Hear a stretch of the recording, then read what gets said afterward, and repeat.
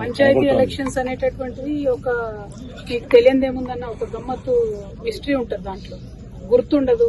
పైగా చాలా చోట్ల ఈ పార్టీ ఆ పార్టీ అని ఉండదు.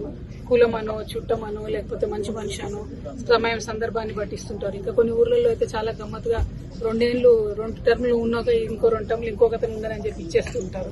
సో ఆ గ్రామస్తులకు ఎవరు ఎప్పుడు సౌకర్యంగా అనిపిస్తారో లేకపోతే వారితో పనిచేయించుకోవడం సులువు అనిపిస్తుందో లేకపోతే కుల మత ఈక్వేషన్లు అన్నింటినీ చూసుకొని గ్రామాల్లో జరిగే డిస్ట్రిబ్యూషన్. దానికి పోయి కాంగ్రెస్ పార్టీ మేము గెలిచామని బీఆర్ఎస్ పార్టీ మేము గెలిచామని చెప్పి అనుకోవడం కరెక్ట్ కాదు. ఏదైతే గుర్తుతో జరుగుతాయో ఎన్నికలు, ఎంపీటీసీ జెడ్పీటీసీ ఎన్నికలు జరుగుతాయో అవి పార్టీ బలాబలాలను నిర్దేశించేటట్టుగా ఉంటాయి. కానీ గ్రామ పంచాయతీ ఎన్నికలు అనేటటువంటి ఎప్పుడూ కూడా సరైనటువంటి మెజర్ కాదు. అయినప్పటికీ అధికార పక్షం ఒక పక్క విపక్షం ఒక పక్క ఇద్దరు కూడా మాకొచ్చాయి అని ఎగురుతున్న పరిస్థితి కనబడుతుంది.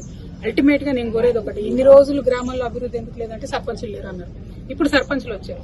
ఇప్పుడు అభివృద్ధి జరగకపోతే ప్రజలు తిరగబడే రోజు వచ్చింది. ఎందుకంటే ఆల్రెడీ 2 years అయిపోయింది. నిధులు లేవు. ఊర్లలో కనీసం మోరులు సాగు చేసే వాళ్ళు లేరు. నల్లాలో నీళ్లు రాకపోతే పట్టించుకునే వాళ్ళు లేరు. కాబట్టి ఇప్పుడు సర్పంచులు వచ్చాకన్నా ఆ మౌలిక వసతులు ప్రభుత్వం ఊర్లలో కల్పించాలని చెప్పి నేను డిమాండ్ చేస్తున్నాను.